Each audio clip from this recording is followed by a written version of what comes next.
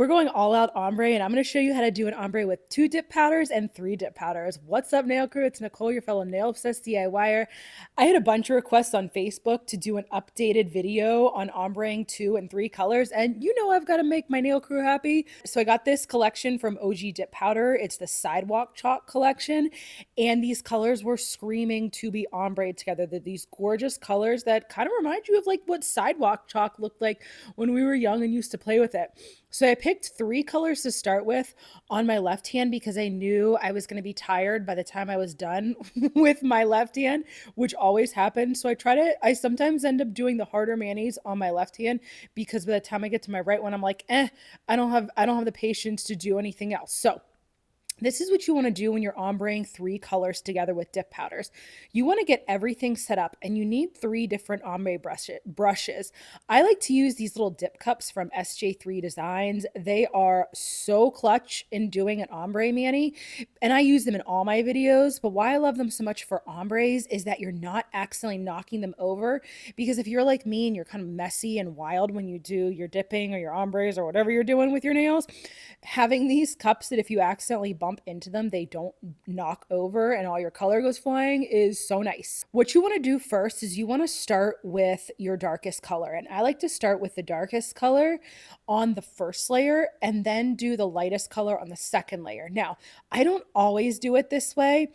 Sometimes I start with the lightest color and go from lightest to darkest, and it just kind of depends on my mood, but I decided to go with the purple first, then the pink, and then the yellow. And when I was doing my first layer, I realized, ooh, the yellow did not show up as well as I wanted. So I'm going to show you how to fix that. And on the second layer, you go in with the yellow first. So you go yellow, then pink, then purple, and you start by tapping. On the first layer, you're just trying to get the colors tapped on, because the second layer, you're going to focus on the tapping more, and then you're going to do scrubbing. I do a combination of the scrub and tap methods because neither alone works for me. I just noticed that for me, I'm not good at either one alone, but if I combine them, it turns out so much better. So on the second layer, starting with the yellow, I really made sure I went down further on my nail to get the yellow overlapping into this pink, or into the peach. Sorry, I think I've been saying pink, but it's actually peach. I've noticed that when you're doing the tapping, you really want to make sure that your colors overlap on the layers. So on your first layer, whatever color you start with first, the second color needs to overlap that first one, and then the third color is going to overlap your second. And then when you're doing your second layer, you move in the opposite direction. So since I started with the purple first, then I go to the yellow, and I make sure that the yellow goes down further than what it did on the first layer. I hope this is all making sense. If you have any questions, make sure you drop them in the comments. I will help you. Sometimes my brain just like spitfires things out, and the words, I don't always explain things the best. So if you're struggling with what I'm saying, just comment. I am happy to help you. And what I like to do too is before I go and I brush off any of the excess powder, I like to let it sit for a bit. I like to really let that ombre, let those colors like sit in. And you want to brush off excess in between each layer. So once I get the second layer on and brush off the excess powder, then I go in and start scrubbing. So I noticed that my yellow just was not dark enough for how I wanted. And it's not that you couldn't see the yellow, it just wasn't what I wanted the yellow to be. So I started first with the yellow, like really trying to scrub that into the tips of my nails. And then I went in with whatever color I felt like needed more blended. So you can see like I kind of go back and forth on my nails based on like what I'm seeing needs more of an ombre effect. And I jump around a little bit too. Like I might do scrubbing in two colors on one nail, and then I go to one color on one, then I go back to the first nail. I just keep looking at them and seeing like, okay, where do I feel like as I'm ombreing them that something doesn't look like it's blending correctly, right? Because you want that ombre to look like a beautiful transition in between colors. It's not color blocking, it's ombreing. I take the brush and dip it into the dip powder and then just scrub. And this is where the scrub part comes in. And this is how I feel like if you struggle with tapping or scrubbing, this is where doing the combination of the two of them just works so well.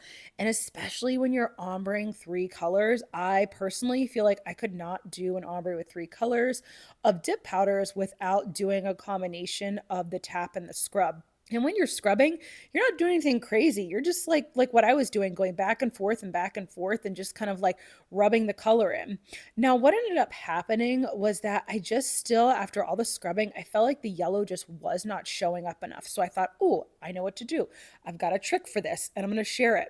What you can do is you can apply a really thin layer of clear dip powder, let that dry, and then scrub in whatever color you feel like isn't showing up enough. And I came up with this technique a while ago when I was doing aura nails because I wanted to do a lighter color in the middle and I didn't want to scrub the darker color around the outside. I just wanted to scrub the lighter color in the middle. So I came up with this method of applying clear dip powder and then scrubbing. And I thought, oh, I can use it on my triple ombre. That's going to work great. So I ended up doing that on both my middle finger and my ring finger. I dipped my nail into clear and, normally you guys see me pour over the clear powder, but I was like, I'm just going to dip it in real quick because it doesn't need to be perfect. We're just trying to get the yellow to have something to really grip onto and show its yellowness in this ombre. And doing the layer of clear dip powder worked so well to really get my yellow to show up. I was so much happier with how the transition of colors looked once I did the clear powder and then did the yellow at the tip. When you have a real light color, like do not be afraid to scrub and scrub and scrub. Now, I wasn't scrubbing hard. I was actually scrubbing gently, but I just kept doing it over and over because I've noticed I can be, well, not be a little rough. I noticed that I'm always rough with doing my nails and pretty much everything in life. So I try to make sure that I'm really gentle when I'm doing the scrub and the ombre. I'd rather it take a little bit longer doing the scrubbing so that I don't accidentally like mess up anything and, scrub into my colors too hard than, trying to do it faster. And once you've got your ombre looking exactly how you want it, then you can go in and you can do your layer of clear dip powder. Now, I like to make sure that I really get the clear dip powder all over my entire nail, that I keep like dipping my nail in or pouring the powder over until it is totally soaked up. The clear has to be totally soaked up. And the reason that you want to do this is because you want to protect your ombre. So you worked so hard just to get that beautiful transition of colors. The last thing you want to do is buff it all off and have it look all weird and wonky after you worked so hard to get the ombre to look good. So I really make sure that I fully encapsulate my ombre with clear dip powder, brush off the excess, and then go in and activate. And then I went in with this gorgeous glitter. Now, everything that I use in this video, I will make sure that I link in the description. The colors that I used in my left hand were Daffodil Daze, You A Lot, Lilac You A Leason, and Buds and Bubbles.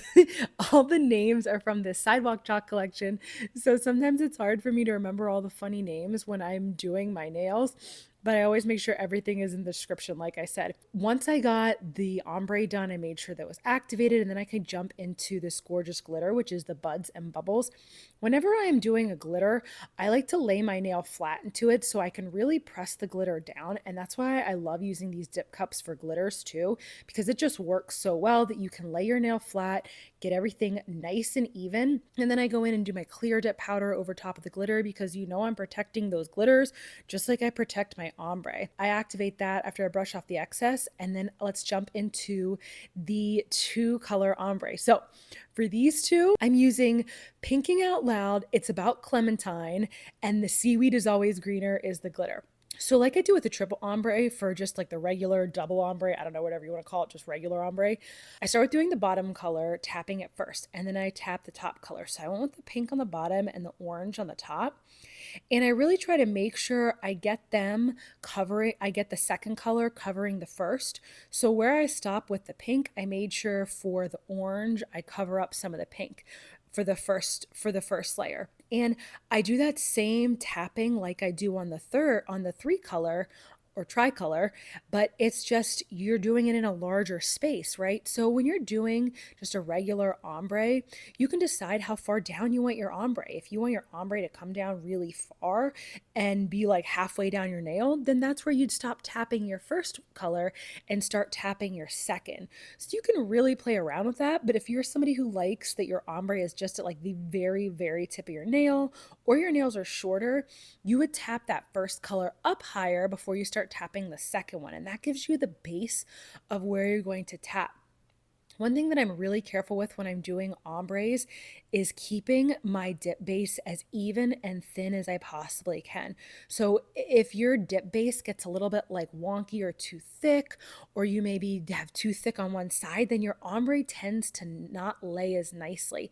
So that was something I learned when I was doing ombres, was that you really have to focus on how you apply your dip base. And then like we did with the tricolor ombre, you start with the opposite color on the second layer. So after the first layer has a chance to set, you brush off the excess, then you go with your second one, you do the color that you ombrayed second, you do that first. So I tapped on the orange color first before I tapped the pink one on. When I did tap the orange on for the second layer, I made sure that I went over the edge of the pink where it was tapped in the first layer. And then for the pink, when I tap that second, I make sure I go over top of where the orange was tapped. That's how you start to get that really nice ombre blend where it doesn't look like too color blocked and these like, straight line colors. You're getting that really nice fade look going. This is where you want to start by doing the tapping. And like I did with the tricolor, I really like to let the color soak in before I try to brush off any excess. I noticed that it just helps the ombre set better. I don't know why. I just try to let it sit a little bit longer than I normally would. And then you can go in and you can start scrubbing. So like you did with the tricolor, you want to scrub the color in, you dip your ombre brush gently into your dip powder and then start scrubbing that color in wherever you feel like there's not enough color. So on my pointer finger, I kind of just felt like the pink wasn't popping enough as compared to my ring finger or my middle finger. So I just kept scrubbing a little bit more to really get that color blend going. And when you have two colors like this, for some reason, pink and orange just ombre so beautifully together. Orange or peach and pink, they just end up with such a beautiful blend that if you're struggling with getting your colors to ombre, I would highly recommend doing pink and orange or peach together because of how similar they are. They just tend to get that beautiful ombre look without as much effort. And we are all about figuring out the easiest way to do everything here on my channel because, we're doing our nails at home. We're not professionals. Like half the time I'm doing mine at night. I'm doing mine maybe like right after my kids ate or when they go to bed, or like I'm rushing to always do them. So I always try to give everybody the easiest ways possible to do your nails and all the little tips and tricks to do it as quickly as you can. Once you finish your ombre and you've done all the scrubbing of both colors, you can scrub both colors in to really make sure that the ends pop as well. So if you feel like the tips of your nails aren't popping with enough color, then you can scrub that one in too. Then cover it with clear dip powder. Make sure it is fully encapsulated and the clear is totally soaked up in that dip base before you brush it off, and then go in and do your activator before you do your glitter. So I'm really messy. If you haven't watched my channel before, I am a very, very messy dipper. And if you have, you know how many times I've spilled stuff on the camera, and I don't even show all the things that I spill because I would literally show one every single video.